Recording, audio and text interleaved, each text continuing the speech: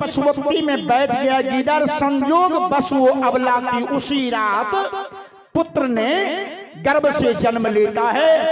गरीब जानकर कोई सहारा देने वाला नहीं था। अंत में नारायण की कृपा से उनको गर्भ से एक बच्ची अवतार ली। गीदड़ ने टाट को फाड़ कर जब तक में अबला बेहोश पड़ी थी, बस वो बचवा को लेकर भाग गए। अबला देखी बाबू दौड़ो, गीदड़ बच्चा को लेकर भाग रहा। गीदड़ गीदड़, सब लोग भाला लाठी लेकर दौड़ गए। अंत में गीदड़ पकड़ने नहीं दिया। भागते धामा सावन जंगल में चला गया गीदड़। जब तक में गीदड़ अपने पत्नी के पास पहुंचे तो नारायण की कृपा से, श्री गोविंद की कृपा से गीदड़नी के गर्भ से 2 बेटा अवतार ले चुका। बोले कृष्ण भगवान की जय। गीदड़ ने कहा पत्नी से, खा लो। मनुष्य का बच्चा ला दिया, खा लो प्रिय। गिदरनी ने कहती है, नाथ नाथ, बांझन जाने कहीं प्रसूति का। आज तक तो मैं नहीं ये जान सकी जो कैसी बहन अबला बच्चा देती है। आज 1000 विष का डंक इस शरीर में चुभा है, उसी तरह वो अबला मनुष्य बहन को चुभता होगा नाथ। इसलिए मैं ये बच्चा का भोजन नहीं कर सकती हूँ। जहां से लाए वहां पहुंचाने का कृपा करें। गिदड़ ने कहा, जानकर मारवाना चाहती हो? मनुष्य पीछा कर रहा है, पगली खाओ। गिदड़ ने कहती, कदापि नहीं, मैं भोजन नहीं कर सकती हूँ, कारण भगवान मुझे पुत्रहीन नहीं छोड़े, पुत्रवान छोड़े हैं। मैं पुत्रवान कहला चुकी, इसलिए बचवा को पहुंचा दीजिए। गिदड़ ने कहा, ये काम करो। क्या? 2 भगवान बेटा दिए, ये मनुष्य का बेटी है, इसको तुम अपना स्थान में सटा कर पिला लो, इसको भी बेटी बना लो। गिदड़ ने कहती है, जानवर का दूध पीकर बच्चा मनुष्य का बच सकता है। गिदड़ भाव विह्वल होकर नारायण के नाम लेते के साथ कहा, जानेंगे भगवान, बोले कृष्ण भगवान की। नारायण ने कहे, तथास्तु। बस गिदड़नी ने स्तन में सटाई, बचवा 5 चाव खींच लिया, बस खिया बंद हो गया। श्री सीताराम सो गए। क्या कहना है प्रभु की कृपा। श्रीमन नारायण नारायण हरि हरि, श्रीमन नारायण नारायण हरि हरि, भगवान नारायण नारायण हरि हरि, भगवान नारायण नारायण हरि हरि, श्रीमन नारायण नारायण हरि हरि, श्रीमन नारायण नारायण हरि हरि, श्रीमन नारायण नारायण हरि हरि, श्रीमन नारायण नारायण हरि हरि, नारायण नारायण हरि हरि, नारायण नारायण हरि हरि, नारायण नारायण हरि हरि, नारायण नारायण हरि। बोले गोविंद भगवान की जय। चलिए कथा की ओर। गिदड़ वो बचिया को माँ का दूध छोड़ दी ना, तो बन की केतारी भुट्टा फल फूल लाकर खिलाते, धतबा पर बैठकर, मान के मुंह पर बैठकर, उसी को धत्ता कहा जाता है, बैठकर पैर हिलाकर आनंद लेती। गीदड़ का भाषा वो लड़की जान गई। केला के पत्ता से अपना शरीर, जब उनको बोध आया जो मैं मनुष्य का बच्चा हूं, बस वो कपड़ा के जगह पर केला के पत्ता से ढक लिया। जब 12 साल की कन्या युवती हुई थी, 12 साल की, दिव्य सुंदरी है, वो केला का पत्ता शरीर में लपेटकर अपने मान के धट्टा पर बैठकर जो विहरण कर रही थी, उसी मार्ग से राजा भगर का मंत्री घोड़ा पर सवार उसी जंगल से जा रहे।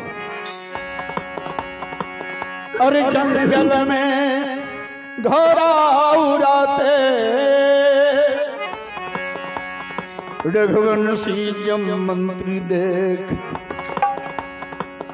12 साल की युवती बैठी घमासान अब जंगल में 12 साल की युवती घमासान जंगल में 12 साल की जंगल में और खींच लिए सीधी लगाम, घोड़ा को लगाम खींच ली। इतने देर में यो बच्चिया मायने में प्रवेश कर गई। बोल दे कृष्ण भगवान की जय। राजा का मंत्री आए अयोध्या और महाराज के ही महाराज आपके योग कन्या पड़ोसी के जंगल में है। राजा भगर एक बार नहीं पूछे जो किसका बेटी है और एकाएक आदेश देते चारों तरफ जाल बिछवा कर घेर लाठी तलवार। सारे सेना जब घेर लिए राजा भगर पहुंचे तो गिदर का बेटा, गिदर की बेटी, गिदर की पत्नी, पांचों परिवार उस मायन में प्रवेश कर गए। मायन बड़ा था, ये नहीं सोचेगा इतना मोट के। राजा भगर ने कही इस मायन को खोदा जाए। कुदरबाहा पहुंच आया कि खोद। जब गीदर सोच लिया जान खतरा में, तब गीदर ने कहा नारायण मैं जन्म लिया मरण हुआ, छठा जन्म है और जितना बार भक्ति किया अगर थोड़ी सी मेरी भक्ति बची है तो आप मनुष्य का बोली दें, मैं राजा को समझा दूंगा मेरी बेटी का जान बच जाएगा। भगवान के रोकर जब गीदर ने कहा थोड़ा सा भक्ति बची कृपा करे रघुनाथ, राजन हत्या करना चाहता बचा लेंगे भगवान। क्षीर सागर से नारायण ने कहे तथास्तु, बोल भक्तराज बोल। गिदर को जब भगवान ने बोली मनुष्य को देते हैं तो कभी करें भगत की बस में है भगवान, भगत के बस में है भगवान, भगत के बस में है भगवान, भगत के बस में है भगवान।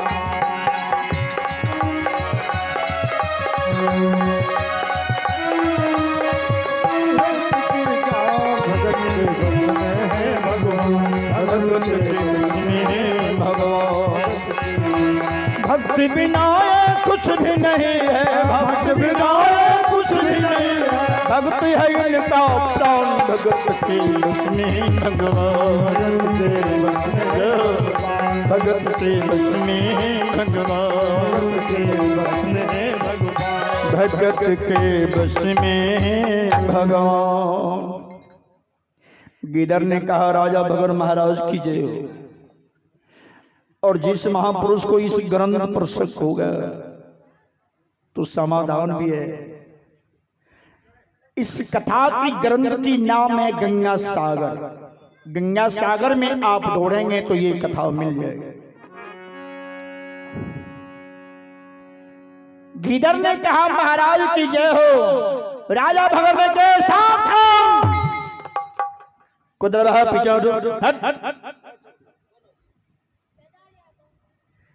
आइए। हमारे बड़े भाई केदार यादव, उनकी ओर से आशीर्वाद मिला है, 201 का चढ़ावा है। अपने बड़े भाई को आत्मा का शांति हेतु ये ने प्रदान किए। भगवान की सूरी कृपा करें जो इनके भाई को सतगति प्राप्त हो। बोले प्रेम से गोविंद भगवान की जय। गीदड़ को देख कर कहे बाहर निकलो, कौन तुम बोले हो? तो कुत्ता का स्वभाव और गीदड़ का स्वभाव एक है। अगर कुत्ता को मारिएगा ना तो जी निकाल लेगा, आप पूछी को मैं छुटका लेता है। राजा भगरने के गीदड़ तुम बोल रहे हो? तो गिदड़ ने कहा हाँ महाराज, ये प्रभु का कृपा है जो हम मनुष्य का बोली बोल रहा हूं। आप किस लिए ये मैन को खोदवा रहे? लेकिन इसमें एक सुंदरी कन्या है, कन्या के साथ क्या करना चाहते हैं कि मैं सम्मानित विवाह। अयोध्या नरेश ने कहे मैं सम्मानित विवाह। गिदड़ ने मन ही मन गदगद स्वर से कहे भगवान अरे जन्म सफल किए नारायण तू, गीदड़ की अब जोनी में रघुवंशी संतान को जाति की जानवर दामाद बनाए। क्या प्रभु तूने खेल रचाया रे धन्य नारायण तू, दुनिया की खेल निराले मेरे भैया, दुनिया की खेल निराले मेरे भैया, दुनिया की खेल